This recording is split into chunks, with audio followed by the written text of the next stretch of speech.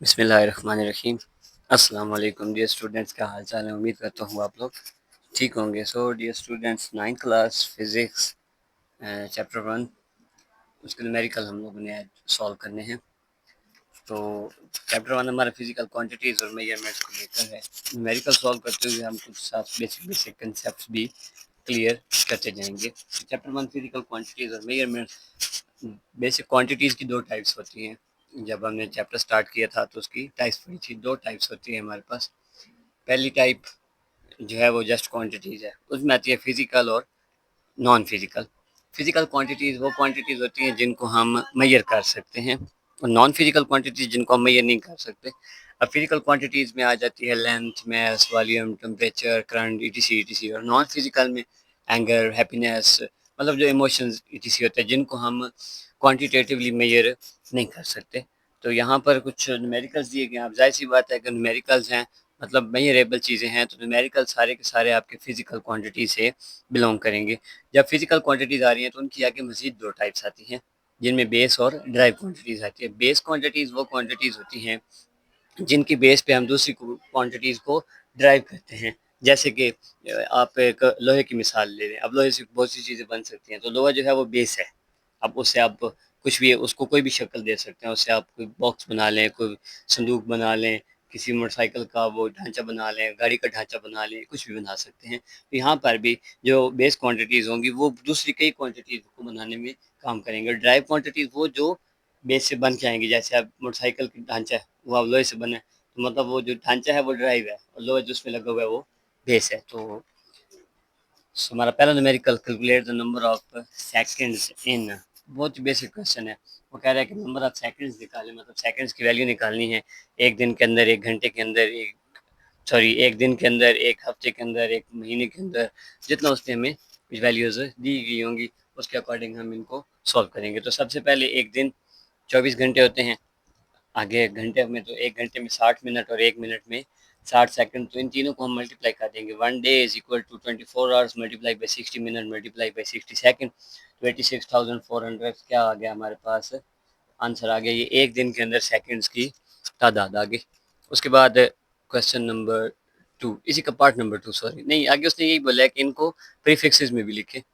तो प्रीफिक्स में लिखने के लिए क्या है कि हम 3-3 के हिसाब से चलते हैं, ताकि किलो, मेगा, गीगा, ईटीसी वो हमारे पास आ सके। तो यहाँ से हम चलेंगे 1, 2, 3, तो यहाँ पहुँचेंगे। यहाँ पहुँच के पॉइंट लगा के किलो सेकंड बना के आंसर अपना फाइनलाइज कर लेंगे। उसके बाद एक हफ्ते में वो कह रहे हैं कि बताएं।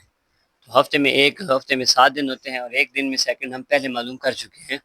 जब क्वेश्चन अकेला आए, फर्ज करें वो कह देता है calculate the number of seconds in a week. अब क्वेश्चन अकेला आया है। क्वेश्चन अकेला आए तो फिर आप सारे का सारा प्रोसीजर जो ये वाला अभी हमने सॉल्व किया है इस क्वेश्चन में, ये सारा प्रोसीजर करके ले आएंगे। ये आंसर निकालने के बाद फिर आप ये सारा काम यहाँ पर करेंगे। तो एक हफ्ते में 7 दिन, फिर एक दिन में 86,400 सेकंड। तो 1 वीक के अंदर 7 को 86,400 से मल्टीप्लाई कर देंगे तो ये 60,400 सेकंड, ये एक हफ्ते के सेकंड आ गया। अब प्रीफिक्सेस में लिखना है, तो वही पुराना काम के 3-3 के हिसाब से। अगर 3 के हिसाब से हैं तो यहाँ आगे हम 3 चलेंगे तो वो पॉइंट आगे चला जाएगा, जबकि हमें पता है कि पॉइंट के राइट साइड पे एक वैल्यू होनी चाहिए। यहाँ तो नहीं हो सकती ना, आगे चला जाएगा, 0 वैल्यूज आ जाएंगी। तो हम यहीं पे रोक देंगे 604.8 किलो सेकंड पे ही। तो पहले क्वेश्चन का सी पार्ट, अब महीने में वो कह रहा है कि सेकंड निकालें। तो एक मंथ में 30 दिन होते हैं, एक दिन में जितने होते हैं वो हम फाइंड आउट कर चुके हैं। एवरी 30 डेज होता है वो फरवरी, और बाकी 31 वाले वो मिक्सअप होकर 30 बनाते हैं। तो 1 डे इज इक्वल 26,400। महीने के निकालने हैं तो 30 को एक दिन के सेकंड से मल्टीप्लाई कर देंगे, तो ये 2592,000 सेकंड। ये क्या आ गया हमारे पास, एक महीने के सेकंड, 25,92,000 सेकंड। अब इन्हीं को प्रीफिक्सेस में लिखना है, तो ये 3 आगे, अगर 3 हम जाएं तो एक वैल्यू बच रही है, मतलब यहाँ पे हम 3 दर्जे छलांग लगा सकते हैं। तो यहाँ आएंगे 6 दर्जे है, 10 पावर 6 हमारे पास मेगा की इक्वल होता है, तो 2.592 मेगा सेकंड ये आंसर आ गया। मैंने यहाँ पे ये SEC यूज़ किया है, आप लोग ट्राई कीजिएगा कि इसकी जगह सिर्फ एस यूज़ करें। उसकी एक रीज़न है कि जो सेकंड का ऐसा यूनिट होता है उसको सिर्फ एस से शो किया जाता है। SEC बहुत कम, बल्कि अब तो मना किया जाता है कि SEC नहीं, सिर्फ ऐसे ही लिखें। लेकिन हम अपनी आसानी के लिए, ताकि पता चल सके कि ये सेकंड है, तो हम SEC से शो कर देते हैं। यहाँ पे हमारा क्वेश्चन नंबर 1 कंप्लीट हुआ। उसके बाद question number 2, so state the answer of problem 1.1 in scientific notation. अब वो कह रहा है कि जो पहला क्वेश्चन आपने सॉल्व किया है उन्हीं के आंसर्स को साइंटिफिक नोटेशन में लिखे। पहले हम प्रीफिक्सेस में लिख रहे थे, तो हम वो पॉइंट का 3-3 वाला हिसाब रख रहे थे। यहाँ 3-3 वाला हिसाब नहीं रखना, यहाँ जस्ट पॉइंट के लेफ्ट साइड पे एक वैल्यू रखनी है जो नॉन जीरो हो, बस वहां तक लेके जाने, जो साइंटिफिक नोटेशन का प्रॉपर एक रूल है। तो एक दिन में 86,400 सेकेंड, तो ये यहाँ पर पॉइंट लेके आएंगे हम 8.64 तक। यहाँ पे ले आए तो 8.64 10 पावर 4 सेकेंड, ये एक दिन में आ गया। अब यहाँ पे देखिए मैंने सिर्फ एक ऐसे ही शो किया है। फिर आगे फॉर अ वीक, तो 1 week is equal to 6048,000 second, तो यहाँ से पॉइंट भागेगा, यहाँ लेके आएंगे तो 6.048 10 पावर 5 सेकेंड। फिर फॉर अ मंथ, तो 1 month is equal to 2592,000 second. यहाँ पर भी ये पॉइंट यहाँ से उठ के यहाँ आना चाहिए, तो 1 2 3 4 5 6, तो 10 पावर 6 सेकेंड। तो यहाँ पे आके ये क्वेश्चन कंप्लीट हो गया। रिपीट कर लेते हैं। उसने बोला है कि इनको साइंटिफिक नोटेशन में लिखना है। साइंटिफिक नोटेशन में लिखने का रूल पहले यही है कि पॉइंट के लेफ्ट साइड पे एक नॉन जीरो वैल्यू होनी ज़रूरी है। मतलब पॉइंट कहीं भी पड़ा है, चाहे राइट साइड पे पड़ा है चाहे लेफ्ट साइड पे पड़ा है, तो हम वहाँ से पॉइंट को उठाएंगे और उस जगह पे ले जाएंगे जहाँ पे पॉइंट के लेफ्ट साइड पे एक नॉन जीरो वैल्यू होगी। जैसे ये वैल्यू है 86,400, इसमें तो पॉइंट है ही नहीं, तो हम खुद से पॉइंट एंड पे लगा देंगे। ये पॉइंट लग गया।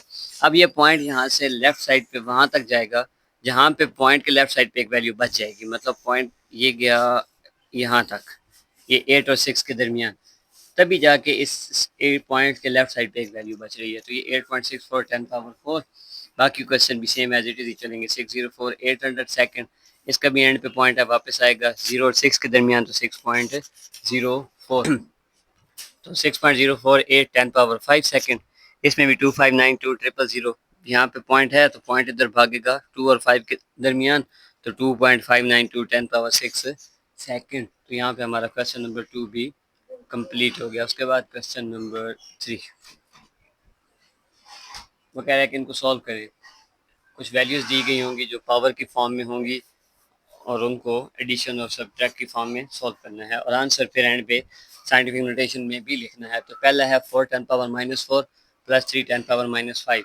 दो ऑप्शन है हमारे पास, या तो इसको 10 पावर-4 बना दे या इसको 10 पावर-5 बना दे। अब साइंटिफिक नोटेशन का रूल जेन में रखना है कि पॉइंट के लेफ्ट साइड पे एक नॉन जीरो वैल्यू होनी चाहिए। जहाँ पर ज़रूरी होगा वहाँ हम ये रूल ब्रेक भी कर सकते हैं। तो आप चाहें तो इसको -5 बना दें, चाहे तो इसको -4 बना दें। तो मैं यही करूँगा, पॉइंट एक दर्जे जब भगाऊँगा तो ये -5 +1 हो जाएगा, जैसे यहाँ पे हुआ है।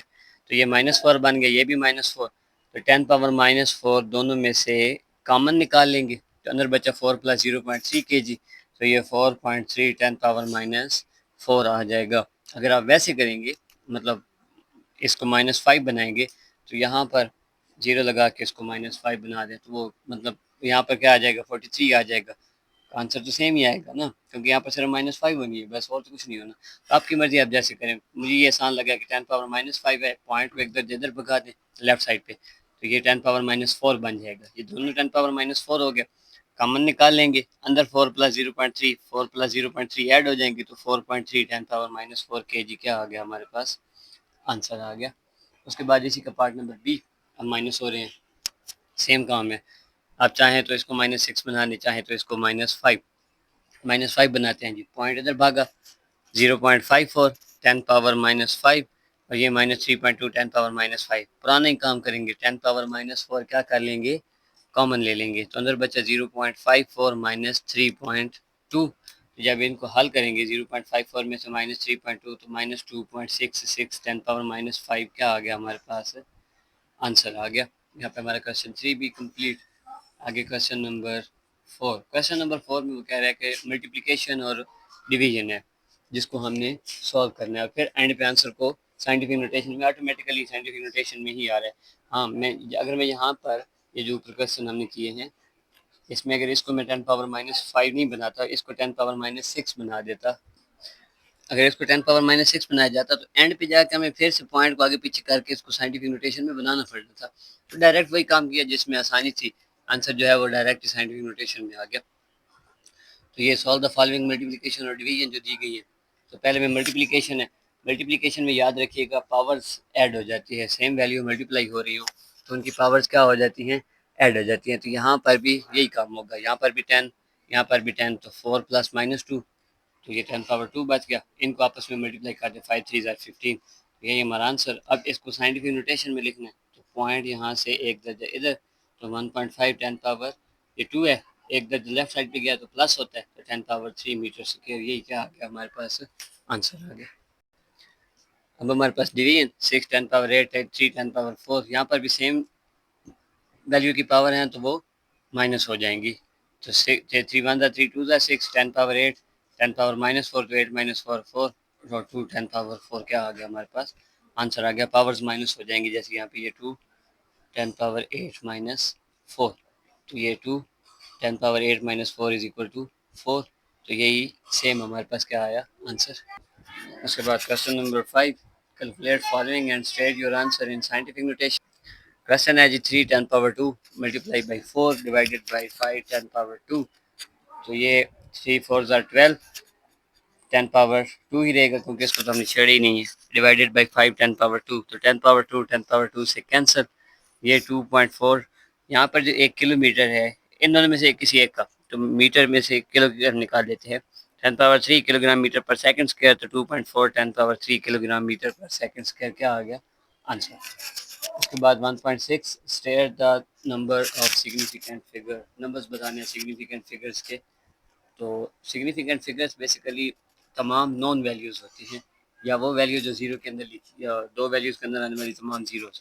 तो यहाँ पर ये देखिए 0.0045, ये जो दो ज़ीरो आए हैं ये आए हैं खानापुरी के लिए जिसे हम कहते हैं, मतलब पॉइंट की जगह फिल करने के लिए। तो इसमें सिर्फ ये दो वैल्यूज़ क्या होंगी, सिग्निफिकेंट होगी। सिग्निफिकेंट फिगर का पहला रूल ही यही है कि नॉन ज़ीरो और significant, secondly zero between non zero, और तीसरी एट द एंड वाली ज़ीरो जो होती हैं।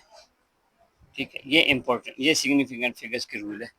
बाकी जो भी आएगी वो नॉन सिग्निफिकेंट में होंगे। जैसे अब ये किसी एंड वाले नहीं है ना, ये कोई ख़ास रोल प्ले कर रहे हैं, तो ये नॉन सिग्निफिकेंट होगी। सिर्फ हम ये 4 और 5 को क्या गिनेंगे, as a significant figure consider करेंगे। उसके बाद बी पार्ट है 2.047, तो इसमें सारे ही इंपॉर्टेंट है, सिग्निफिकेंट है, क्यों पहला भी नॉन जीरो है एंड वाला भी नॉन जीरो है, तो अंदर आने वाले सारे सिग्निफिकेंट होंगे। तो सिग्निफिकेंट फिगर्स आर 4। 3.40 मैंने भी बताया, एट द एंड वाला जीरो हमेशा सिग्निफिकेंट होता है, तो 3.40 में 3 सिग्निफिकेंट फिगर आएगा। यहाँ पर भी 3.420 सारे ही सिग्निफिकेंट है। ये जो एंड पे 10 पावर 4 है, ये 10 की पावर वाली वैल्यू सिग्निफिकेंट में नहीं आती, तो 3.420 इसमें सिग्निफिकेंट फिगर कितने होंगे, 4 होंगे। उसके बाद 1.7 साइंटिफिक नोटेशन में लिखना है, तो 0.0035, वही पुराना काम, पॉइंट के लेफ्ट साइड पे एक नॉन जीरो वैल्यू, तो 3.5 10 पावर, अब पॉइंट हमारा राइट साइड पे भाग रहा है, तो 10 की पावर किस में आएगी, माइनस में आएगी, तो 3.5 10 पावर माइनस 3 मीटर, क्योंकि 3 दर्जे गया इधर 206.4 10 पावर 2, तो हम पॉइंट को फिर आगे ले जाएंगे, क्योंकि साइंटिफिक नोटेशन का रूल यही है कि लेफ्ट साइड पे एक नॉन जीरो वैल्यू जरूरी है। तो 2.064 10 पावर 2, और ये 10 पावर 2 पहले से मौजूद है, तो मल्टीप्लाई हो रही है तो पावर ऐड हो जाती है, तो 10 पावर 4 2.064 10 पावर 4 मीटर, तो यही क्या आ गया हमारा आंसर। उसके बाद इसी का पार्ट नंबर, सॉरी अगला क्वेश्चन, क्वेश्चन नंबर 8। अब उसने बोला कि प्रीफिक्सेस यूज़ करके लिखना है, मतलब जितने हम उसको सिंप्लीफाई कर सकते हैं हमने करने।